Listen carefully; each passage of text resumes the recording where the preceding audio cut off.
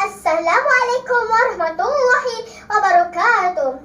Hayatilah cerita saya, nuzul Al-Quran suatu peristiwa penuh teladan, jadi pedoman pegangan umat manusia sekalian. Kawan-kawan, Al-Quran adalah kalam Allah yang diturunkan sebagai mukjizat kepada Nabi kita Muhammad SAW. Al-Quran diturunkan dengan berbahasa Arab dan membacanya adalah dikira suatu ibadat. Seperti di dalam surah Al-Zumar ayat 28 yang bermaksud, yaitu Al-Quran yang berbahasa Arab yang tidak mengandungi sebarang keterangan yang terpesong supaya mereka bertakwa. Ya kawan-kawan, berpegang teguhlah kepada Al-Quran. Sesungguhnya kita akan dapat banyak pengajaran daripadanya. Seperti mana Kementerian Pendidikan Malaysia menggalakkan pelbagai bahasa, terutamanya bahasa Arab, di setiap peringkat sekolah supaya kita dapat faham dan lebih baik bacaan ayat Al-Quran. Al-Quran pertama diturunkan 17 Ramadan dari Lauh Mahfuz ke Baitul Izzah. Diturunkan sekaligus tanpa gangguan. Ia adalah bukti kekuasaan Allah. Kawan-kawan nak tahu apa itu Lauh Mahfuz dan Baitul Izzah? Lauh Mahfuz adalah satu tempat yang mulia yang terkumpul di dalamnya segala ketentuan Allah untuk semua makhluknya. Manakala Baitul Izzah pula adalah satu tempat di langit yang tidak diketahui kedudukannya secara tepat. Maksudnya ialah tempat rahsia. Seperti di dalam surah Al-Buruj ayat 21 hingga 22 yang bermaksud, sedang Allah dari belakang mereka melingkungi mereka dengan kekuasaannya. Sebenarnya apa yang engkau sampaikan kepada mereka bukanlah syair atau sihir, bahkan ialah Al-Quran yang tertinggi kemuliaannya.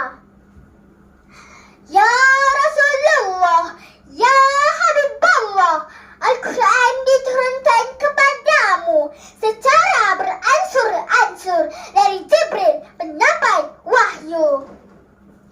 Ayat pertama yang diterima oleh Rasulullah adalah surah Al-Alaq dan Rasulullah menerimanya di Gua Hira. Seperti di dalam surah Al-Alaq ayat pertama yang bermaksud, bacalah wahai Muhammad dengan nama Tuhanmu yang menciptakan sekalian makhluk.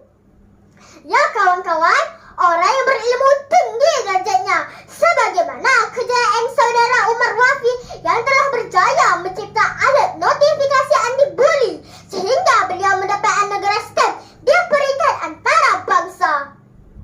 Ya kalamullah, ayatmu turunmu selama 23 tahun, 13 tahun di Makkah, 10 tahun di Madinah.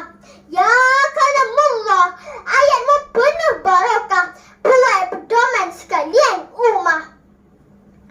Ayat yang turun di Mekah dikenali sebagai ayat Makkiyah yang turun sebelum hijrah, manakala ayat yang turun di Madinah dikenali sebagai ayat Madaniyah yang turun selepas hijrah. Seperti di dalam surah Ali Imran ayat 54 yang bermaksud, dan orang-orang Yahudi kafir itu pun merancang tipu daya hendak membunuh Nabi Isa, dan Allah pula membalas tipu daya mereka. Dan ingatlah Allah sebijak-bijak yang membalas dan menggagalkan segala jenis tipu daya. Di antara hikmah Allah menurunkan wahyu secara beransur-ansur ialah agar lebih mudah difahami dan dilaksanakan oleh Nabi dan umat Islam. Selain itu, ia juga dapat memudahkan penghafalan.